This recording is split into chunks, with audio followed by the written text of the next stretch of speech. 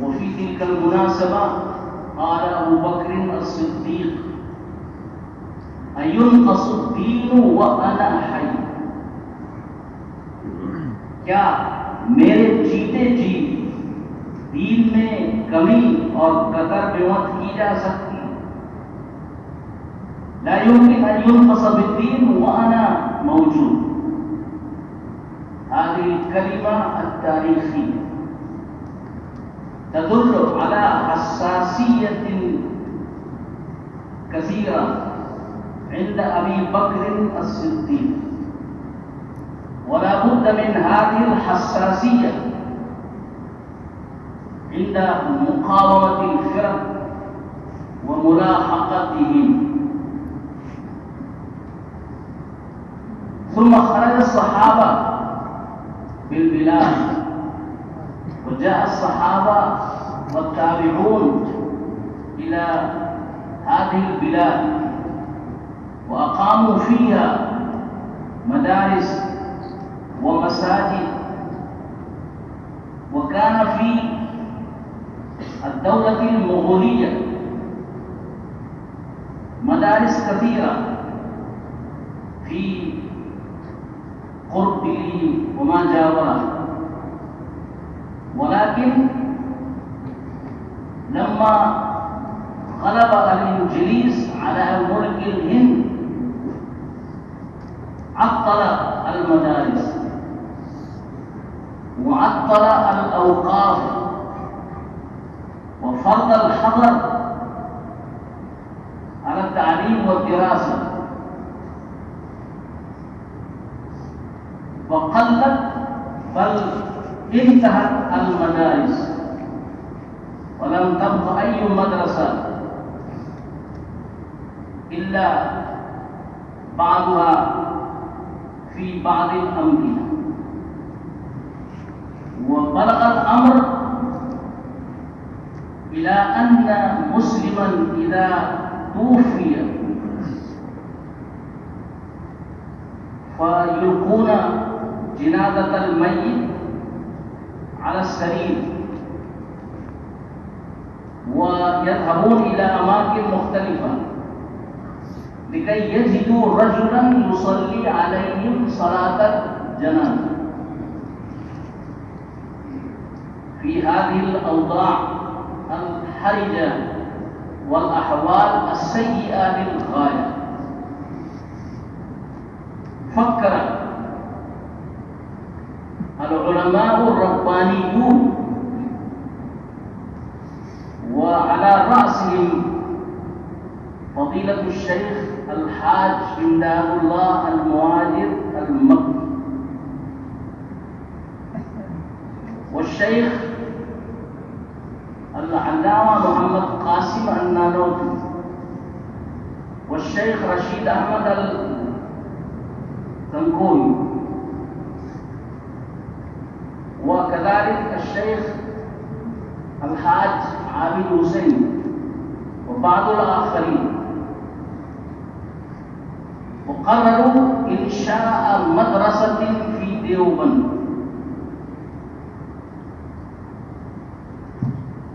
ولما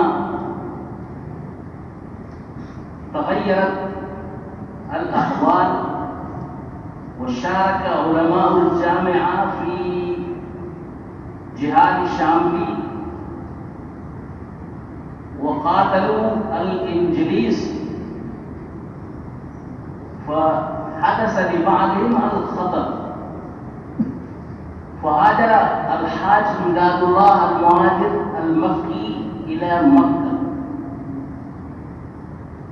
فلقيهم في مكة بعض الرجال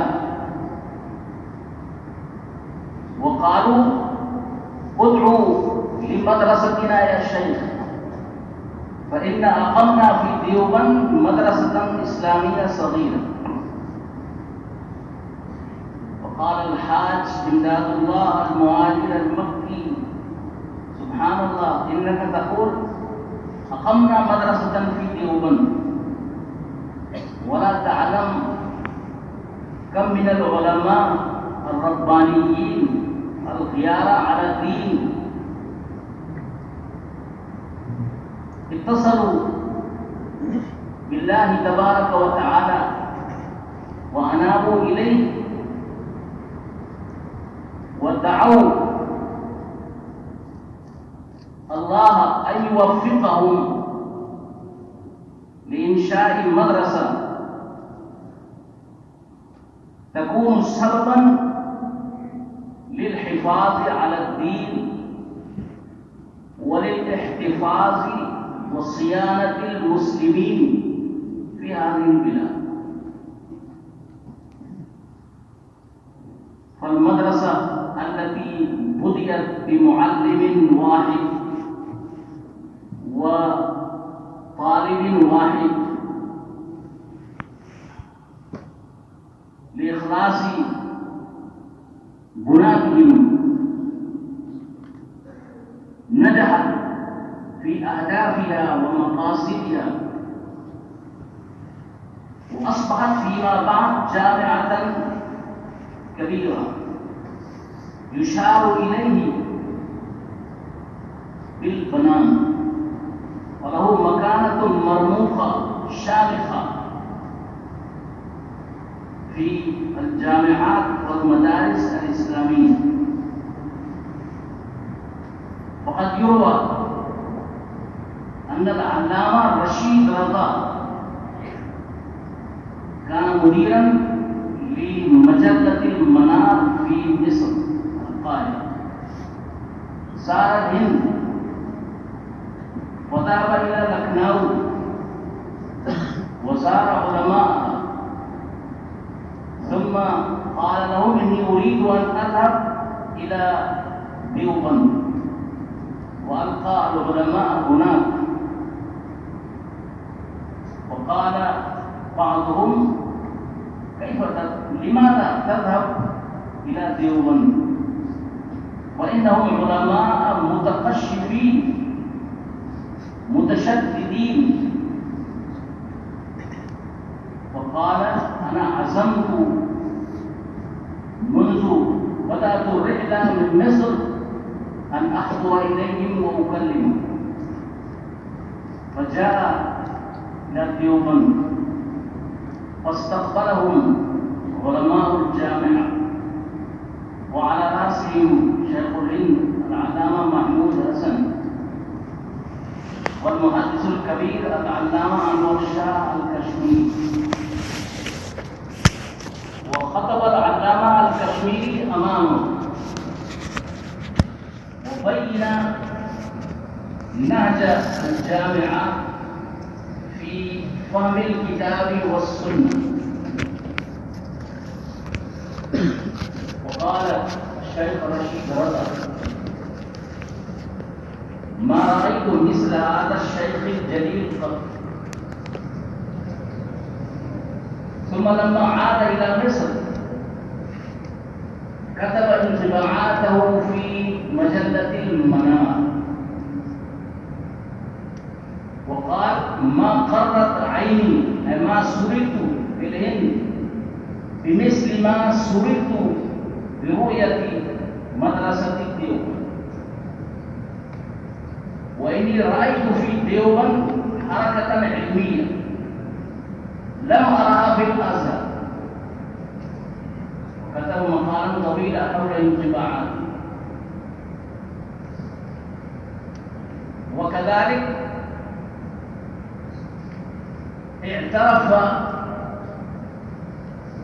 كثير من علماء البلاد العربية وعلى رأسهم الشيخ عبد الفتاح أبو غدة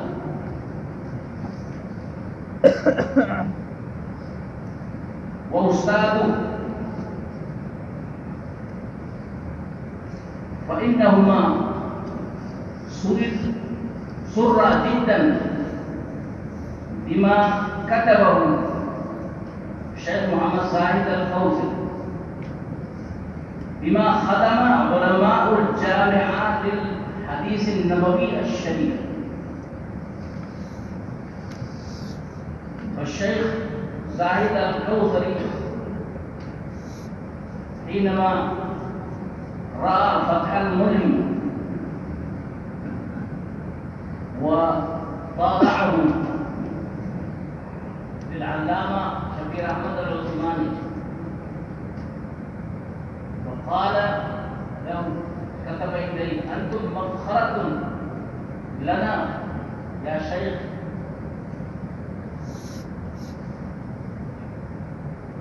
وكتب الشيخ عبد الفتاح أبو غدة والشيخ زاهد الكوثري كثيرا عن علماء الديوبند وحول خدمة الحديث الشريف لعلماء الهند ولعلماء الديوبند.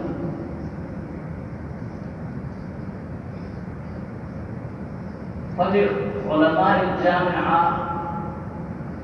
خدمات جديدة أبين عدة خدمات. الشيء الأول هو أن الجامعة وعلماءها سعوا سعيا بليغا لتحرير هذه الدولة وهذه البلاد، لأن الإنجليز نصبوا الحكم من المسلمين، فإن علماء الجامعة أرادوا أن يأخذوا الحكم من الإنجليز ويوفروا للمسلمين أن يحكموا في هذه البلاد. فشاركوا في حركة تحرير البلاد، وحركة تحرير البلاد بدأها وأحدث اليقظة والحركة في المسلمين الشاه ولي الله الدهلوي، ثم أفتى نجله الشاه عبد العزيز الدهلوي، ثم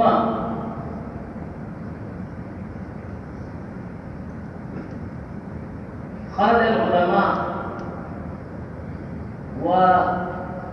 وسعوا سعيا بليغا لطرد الإنجليز من الهند، ولكن المساعي لم تنجح، فأقيمت هذه الجامعة. وكان من هدفها الذي بين أولا أن الهدف اثنان: استعادة مجد المسلمين الغابر وتحرير البلاد وتربية الرجال لكي يشاركوا في التحرير. ثم نظم شيخ الهند العلامة محمود حسن حركة الرسائل الحريرية، فأخذه الإنجليز وكان معه الشيخ شيخ الإسلام حسين أحمد المدني، فأرسلهما إلى مالطا وسجن فيها وعذبوا كثيرا. وبعد 2 أو 3 سنوات لما أخرجوا من سجن مالطا عادوا إلى مومباي، وكان من الذين استقبلهم غاندي موهنجن كرمچند، وما كان يعرف أحد والدكتور الأنصاري وكثير من المسلمين والهندوس، فدبروا ونظموا الحركة. وقال شيخ الهند: المسلمون لا يمكنهم أن يحرروا البلاد بأنفسهم، والهندوس لا يمكنهم تحرير البلاد وحدهم، بل على المسلمين أن يتكاتفوا مع الهندوس، وعلى الهندوس أن يتكاتفوا ويتوحدوا مع المسلمين. وهذه الحرب الأخيرة نجحت على طريقة الذين عمل بها شيخ الهند.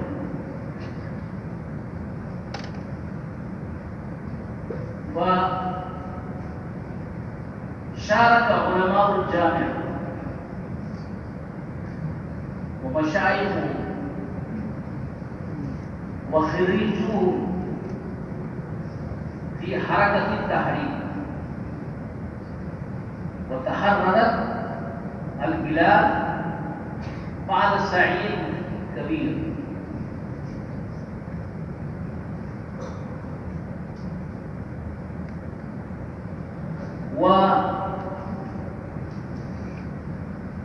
وعلاوة على هذه التحرير ومساعي لتحرير البلاد، فإن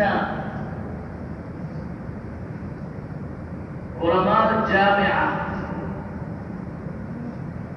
قاموا بخدمات جليلة أخرى،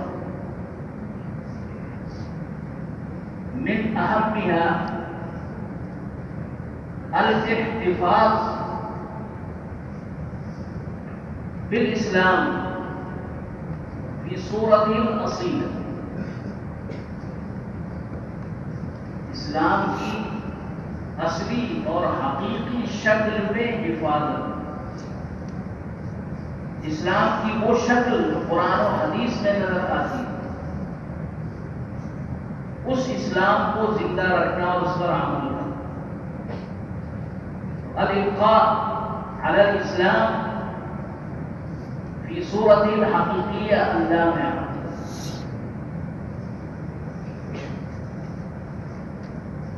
والجامعة اتبعت لذلك منهجا دراسيا جامعا. لما أقيمت الجامعة نفذ فيها المنهج الذي يسمى بالمنهج النظامي، ولكن علماء الجامعة لم ينفذوا هذا المنهج بكامله، فإن المنهج ونصاب التعليم كان في المعقولات، المنطق والفلسفة وعلم الكلام كثيرا، ولم يكن فيه إلا كتاب واحد للحديث الشريف وهو مشارق الأنوار، ثم جاء مع ذلك إشكاك المصابيح. وإن علماء الجامعة غيروا المنهج وعدلوه وأدخلوا في المنهج والنصاب كتبا للحديث الشريف والفقه والتفسير وما إلى ذلك. وإن علماء الجامعة جعلوا نصب أعينهم في وضع النصاب والمنهج آية الله، آية القرآن عز وجل، آية القرآن الكريم من الله عز وجل. فتقول الآية: فلولا نفر من كل فرقة منهم طائفة ليتفقهوا في الدين ولينذروا قومهم إذا رجعوا إليهم لعلهم يحذرون. فإنهم قالوا إن هدف التعليم والتفقه في الدين.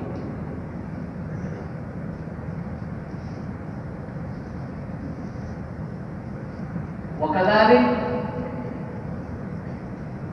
جعلوا أمامهم هذا الحديث الشريف: العلم ثلاثة: آية محكمة، وسنة قائمة، وفريضة عادلة. العلم ثلاثة: آية محكمة أي آيات القرآن الغير المنسوخ، والسنة القائمة أي الحديث الشريف المتبع الغير المنسوخ، وفريضة عادلة أي الفقه المبني على الاعتدال والوسطية.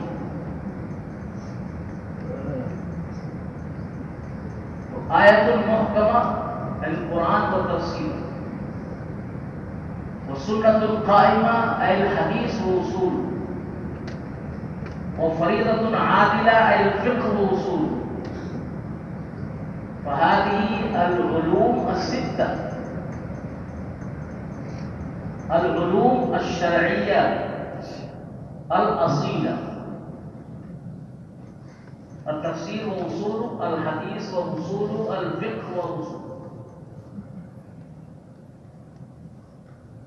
وجعلوا هدف التعليم والتفقه والدعوة، وإن الجامعة نجحت في هدفها. وقد ذكر الشيخ محمد بن عبد الله السبيل إمام الحرم الشريف ورئيس الشؤون الحرمين الذي زار الجامعة وكتب في انطباعاته في سجل الانطباعات: لقد زرت باكستان وبنغلاديش وآسيا الأخرى والقارات الأخرى، فوجدت فيها مدارس كثيرة. ولما سألت عن مؤسسنا قالوا هي مدرسة تنتسب إلى جامعة ديوبند، أقامها العلماء الذين تخرجوا في جامعة ديوبند، أو العلماء الذين تخرجوا على خريجي جامعة ديوبند ومشايخ.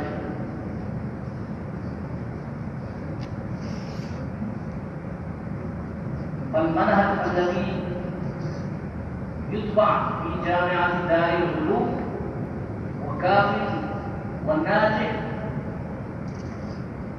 في فهم الكتاب والسنة، الفهم الصحيح للقرآن والحديث. وهذه الجامعات موجودة الآن في إنجلترا، في أفريقيا، في البلاد الأخرى. منهجهم منهج الجامعة ديوبند. وكثير من العلماء العرب اعترفوا بهذه الجامعة وخدماتها، لأن الجامعة عملت في صمت وإخلاص وما قامت بالدعاية.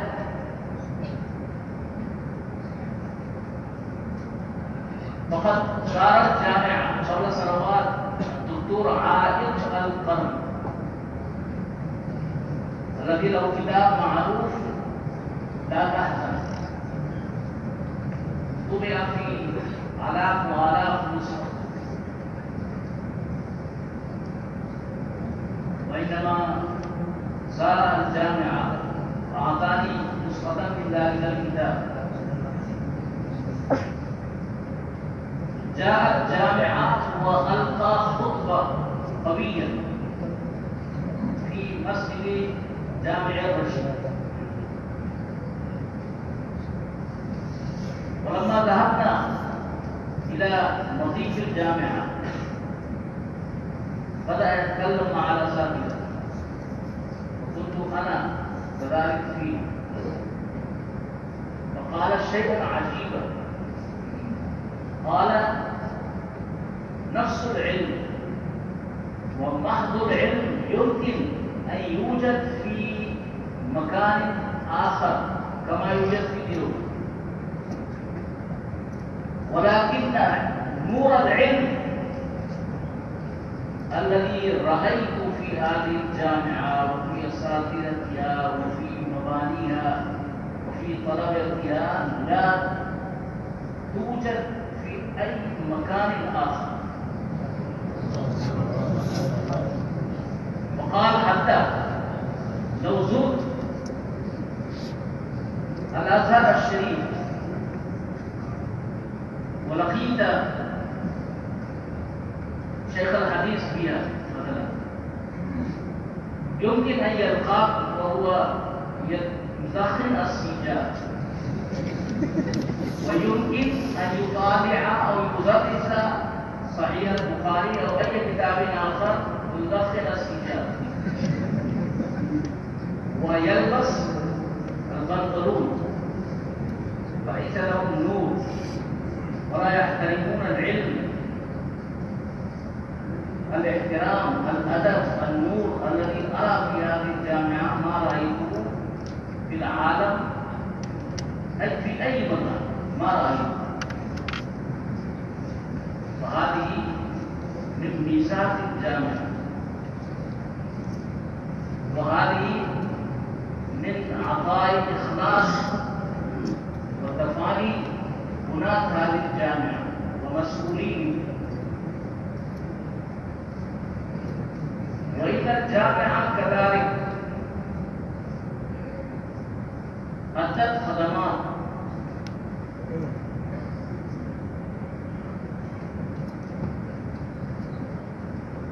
في سبيل الدفاع عن الدين.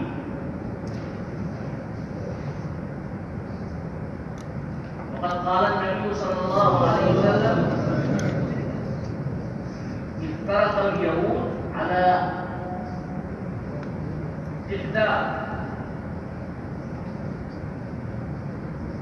71 فرقة، وافترقت النصارى على 72 فرقة، وسيفترق المسلمون على 73 فرقة، كلهم أو كلها في النار إلا واحد. وسأل بعض الصحابة النبي صلى الله عليه وسلم، لم يسأل عن 72 فرقة ما هي وما هي وما هي، بل سأل عن الفرقة الناجية. فقال النبي صلى الله عليه وسلم: وما أنا عليه وأصحابي، الفرقة التي تعمل بما أنا عليه وأصحابي. وقال العلامة ابن تيمية رحمه الله: ما أنا في القرآن والسنة في النص، وأصحابي أي إجماع الصحابة.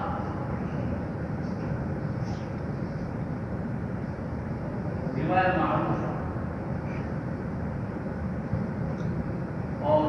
وصححه المحدثون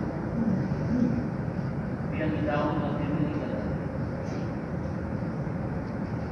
وهذا الحديث كما يدل على أنها توجد فرق وفرق في المسلمين كثيرة كلها ضالة. واحدها الذي يدخل في النار، ويجب فيه أن يكون 3 أشياء: الإيمان بالقرآن والعمل به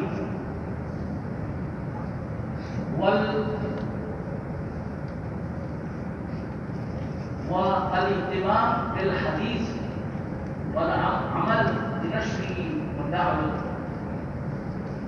الثالث الإجماع. وبعض غير المقلدين يقولون الفرقة الناجية نحن،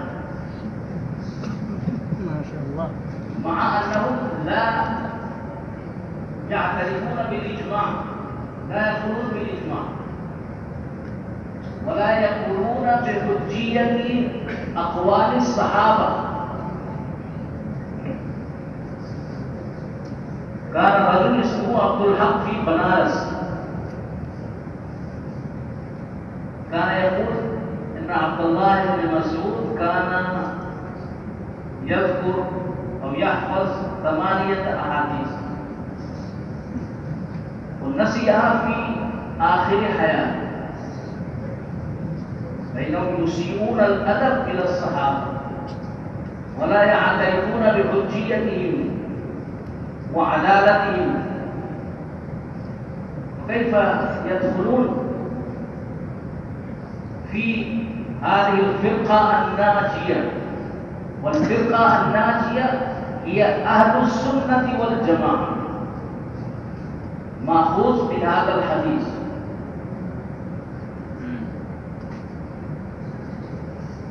وكذلك في حديث آخر: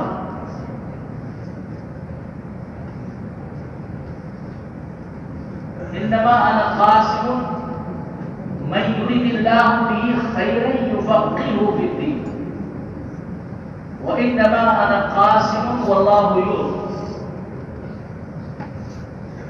وفي بعض الروايات: هم الذين يقاتلون للإسلام ضد أعدائه. وغير المخالفين يقولون: نحن هذه الطائفة المنصورة. وذكر في علامات 2 شيئين، فقال: الشيء الأول الذي يجب ليكون من هذه الطائفة المنصورة، في رواية منصورين لا يخذلهم من خالفهم. الأول تفقه في الدين، والثاني الجهاد ضد أعداء الإسلام والمسلمين. أما التفقه فلا يوجد في غير المقلدين، ينكرون الفقه ويسيئون الأدب إلى الفقهاء. وأما الجهاد فقال النواب الصديق حسن خان: نحن الذين يسمون بأهل الحديث أو أصحاب الحديث أو بالمحمديين ما قاتلوا أو رفعوا علما ضد أحد وضد أي ملك أو ملك. حتى في الهند جاء علماء ديوبند الإنجليز، وشارك الإمام النانوتوي والشيخ إمداد الله والشيخ ضامن شهيد والشيخ رشيد أحمد الغنغوري في الشام فيه. ولكن اللامذهبيون أي غير المقلدين أنكروا الجهاد، أنكروا الجهاد وقالوا إن الإنجليز هم يحكمون بالعدل فلا يمكن ولا يصح الجهاد ضدهم. قال هذا النواب صديق حسن خان. ولا فقه لديهم ولا جهاد فيهم، وكيف يكونون الطائفة المنصورة التي تكون على الحق إلى يوم القيامة؟ فمصداق هذا الحديث هم الذين يتفقهون في الدين ويقاتلون ضد أعداء الإسلام والمسلمين. وفي هذه الآونة هم في الهند علماء ديوبند في الهند وفي شبه القارة الهندية بنغلاديش وباكستان. وإن هذه الخدمات الجبارة التي تجعل الآخرين يعترفون، المنصفين يعترفون بخدمات علماء الجامعة.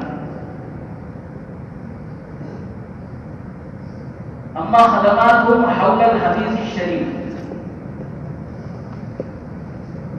وجسيمة، فإن في الهند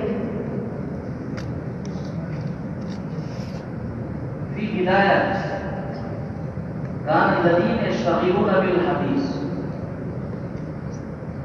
ولكن في النهاية بالقرن العاشر يقول العلامة رشيد رضا المصري حينما كتب مقدمة على مفتاح كنوز السنة، ويقول ذكره العلامة تقي العثماني وذكره كذلك الشيخ زاهد الكوثري العلامة، وكذلك العلامة عبد الفتاح أبو بكر.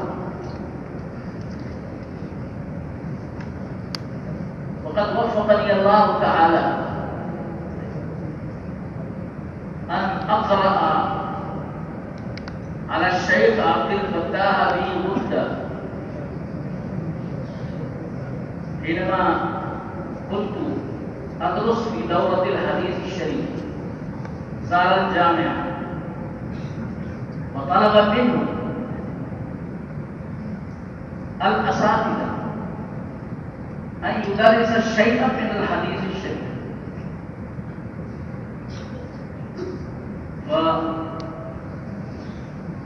فدرس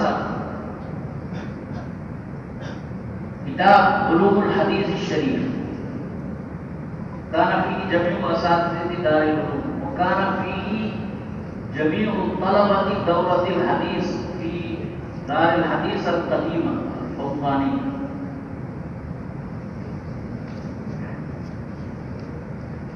يكتب الشيخ رشيد رضا: لولا عناية علماء الهند بالحديث الشريف في هذا القرن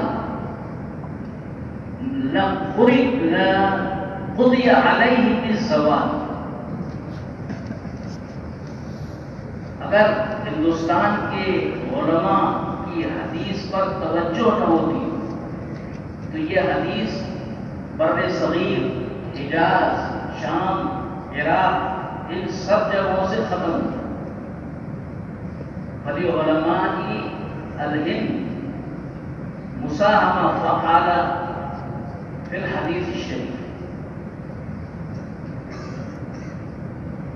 व इन उलमाइहिम कुतुबन अदीदा क़य्यिमा तारिफूना कुल्लहा। أذكر على سبيل المثال فيض الباري للإمام الكشمير، وفتح الملهم للعلامة شبير أحمد العثماني والشيخ محمد تقي العثماني، وبذل المجهود للشيخ المحدث خليل أحمد السهار الفوري، والحواشي على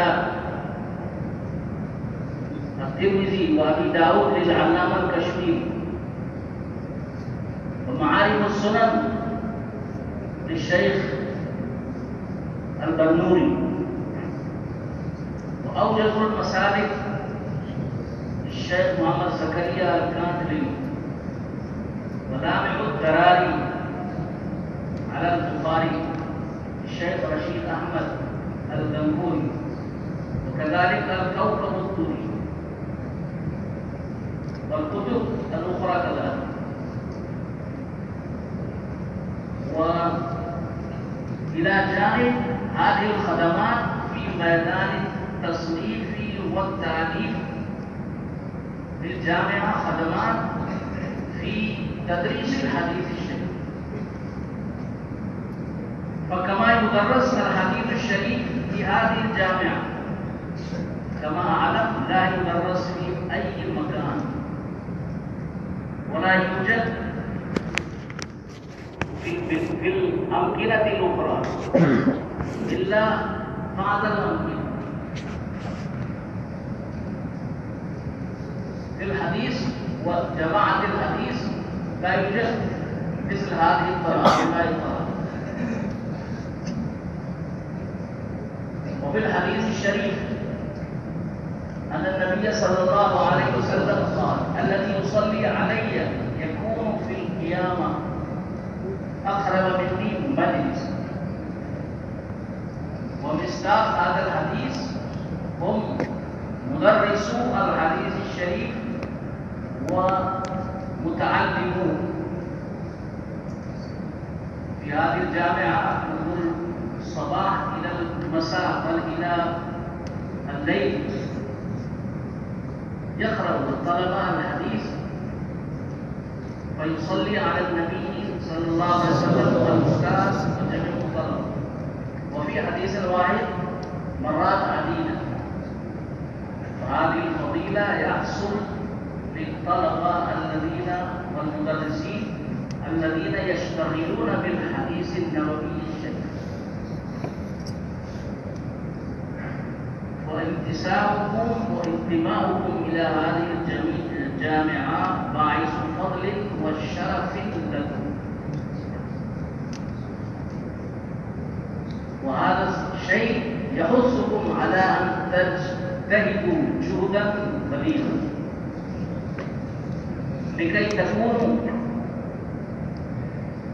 على أحسن طريق خريجي هذه الجامعة، وتخدموا العلوم الإسلامية وتؤدوا دوركم في خدمة الإسلام والمسلمين وخدمة العلوم الإسلامية وخدمة الشعب المسلم كذلك. وعلينا أن نغتنم هذه الفرصة وأن نجتهد جهدا بليغا وأن نسعى بحفظ الآراء والتوجيهات التي يبين أمامكم الأساتذة. وهذا الشيء الأول، والشيء الثاني والثالث نذكره في اليوم الآتي إن شاء الله.